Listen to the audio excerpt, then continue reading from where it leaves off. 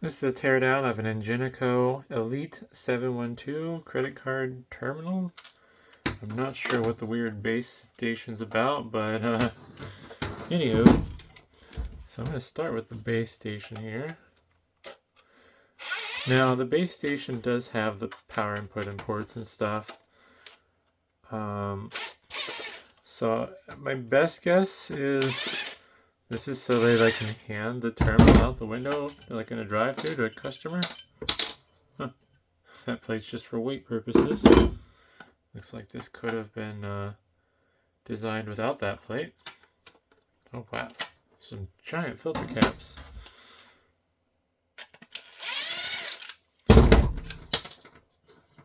Not much to see here. It looks like there was a spot for some contacts or lights. Strange. So yeah, this is just mostly power regulation and port pass-through. Oh, it's just some hot glue. Is that cat hair or cracked? What the heck is that? I've never seen something like this before. I think it's a capacitor. Looks really bizarre. What in the world? So there's like giant metal plates on the sides for the contacts to the board. And then in the middle, you see all those layer lines of like conductors and not conductors. What there's like the metallic and plastic layers inside a capacitor. Got a relay there. But yeah, some giant filter caps for power regulation, stabilization, I'm guessing. Oh, paper holder here.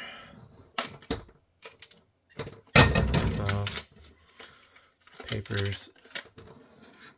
Huh. Feeding the paper, and this would be somewhat inconvenient. Alright, I think, yeah, it's this little release lever here. Releases whatever's putting pressure on the paper to hold it against the roller. God, this thing is sticky. Got a screw for a cover and a screw for, assuming the housing. No, different layout. It's like, I wonder if it's the same bottom, but no. Looks like there might have been an option for an expansion board of some sort. Oh. Got the screw here on the inside as well, and then one under the sticker.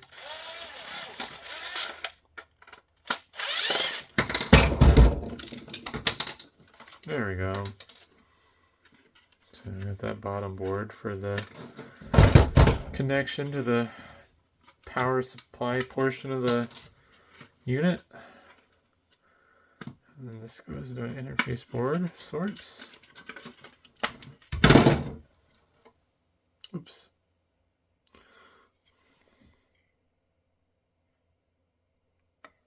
Yeah. Looks like this cable was serviceable to some degree. Feed it on through there, and it's nice that they made it repairable, because obviously these fancy coiled cables are going to be the first thing to break. Got a giant clock battery. That's hilarious. So the clock battery is double-sided taped down to that chip, and really weird little angled leads. That's so funny. Unscrew the chip reader here, or at least the housing for the guide for the chip reader. I'll switch there so it knows that there's a card in it. Let's see here. Figure out how to disconnect all this.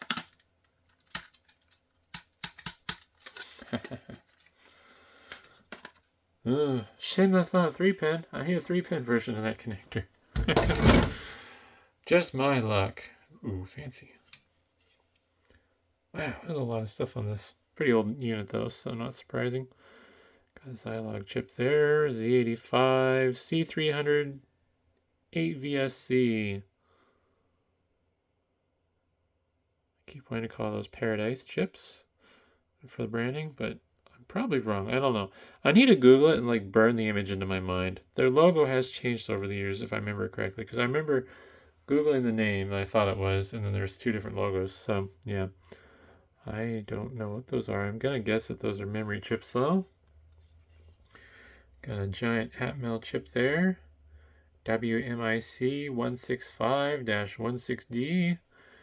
Or it could be the 251 G1D-16C, and there's also an Intel branding on there. Intel 97. This thing's pretty old apparently. I'm not going to be able to get that paper sticker off, but I suspect more RAM chips. This thing must have been loaded. Custom Ingenico chip. Bunch of Texas Instruments stuff and a little bit of power regulation there. Crystals for the processors. Here's the button pad with individual LED backlights. And yeah, here's the keypad. It's interesting. It's like almost a pass-through. That's weird. I wonder how that works. Normally you don't see this layer.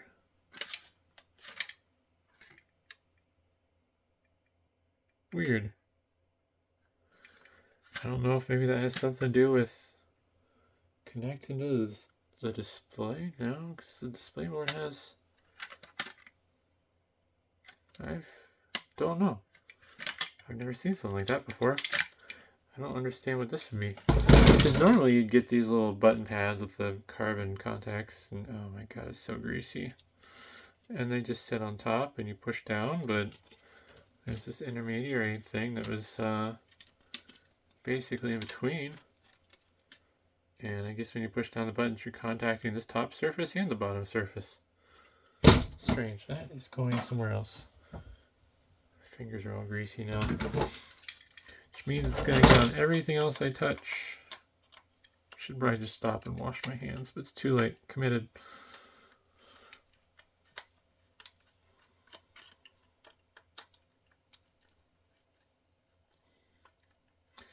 Gotta remove the display assembly here. It looks like the print head assembly is pretty straightforward. This does not have an auto cutter, so yeah, not as much stuff in there. Take off this support here. There's the brand and model of the display. Don't know who that is, but the model is WD-H12067 Rev 3A. Monochrome liquid crystal display. Oh, I don't need to remove that Captain tape. I'm not going to be able to remove that paper label without leaving stuff behind. Yeah, paper label stuck. Another clock battery just for the display. I wonder... I don't know. I was wondering if there's maybe like some cryptography, whatever stuff going on in there. And because why would you need two clock batteries? But this board must do more than just control the display.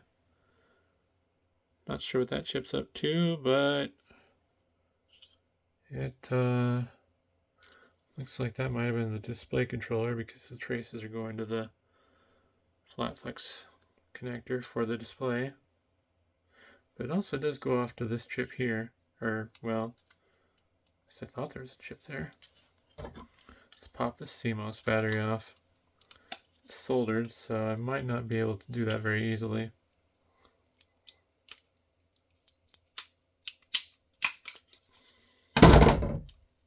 Nope, no chip under there. There is the option to put a chip on the top, or on this side. Yeah, well. And I'm not sure what that chip's going to be, because I don't feel like trying to fight to get that paper label cleaned off. Oh man, printhead assembly. Let's see here. Came out easy enough. Also has the reader for the card swipe. So, yeah, so spring tension to push against the roller so the paper stays in place. Where's...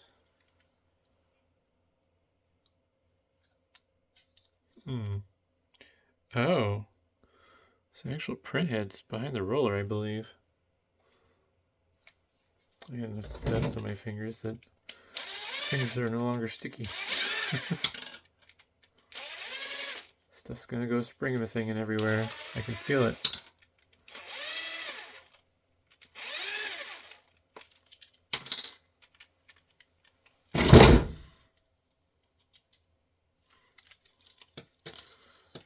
Ground connection here for the card reader, apparently. Motor fell out. And here's the print head. I believe this thin line, focus please. I believe this thin line here, that black line, is the print area.